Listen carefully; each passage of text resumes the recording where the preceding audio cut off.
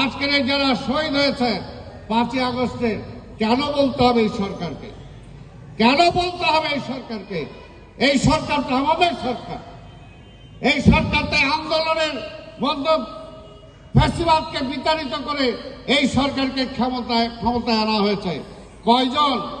তাদেরকে 1 কোটি টাকা করে দিলে কয় কোটি টাকা লাগে? হাজার হাজার কোটি টাকা লোপাট করেছে শেখ হাসিনা। তার দোসররা এখন পর্যন্ত সেই টাকার বোঝার উপরে শুয়ে আছে। তাদেরকে গ্রেফতার করা হয় না, তাদেরকে আইনের আওতায় হয় না।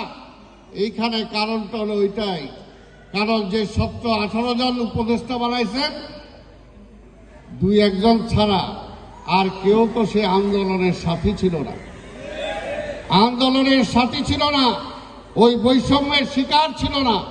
এই কারণে তাদের সেই চেতনা নাই। এই কারণে আমরা বলি যে আজকে সেই চেতনা হবেও না।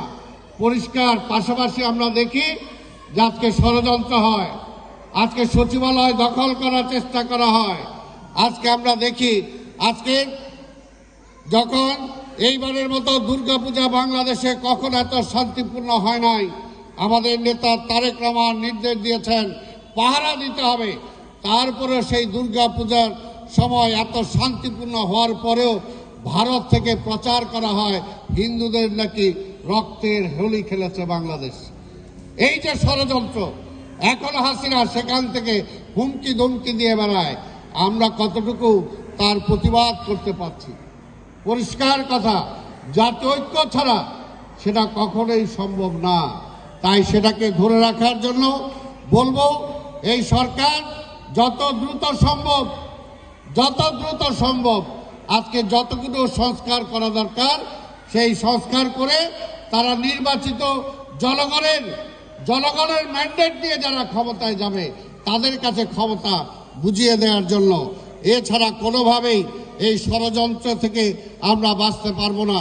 যত সময় যাবে সেই ফ্যাসিবাদ নতুন করে আবার ষড়যন্ত্রের চেষ্টা করবে। পরিষ্কার বলতে চাই, ভারতকে বলেন না হাসিনারে নাগরিকত্ব দিয়ে দেখ। নাগরিকত্ব দিয়ে দেওয়ার পরেও যে গণহত্যা সে দেশে চালিয়েছে, এই বিচার থেকে সে বাঁচতে পারবে না। বাঁচার কোনো সুযোগ নাই। আমরা তো জানি যে গত 15 বছর প্রধানমন্ত্রীর নামে সে একজন ভারতের একটা আঞ্চলিক মুখ্যমন্ত্রী হিসেবে বাংলাদেশের ক্ষমতায় ছিল।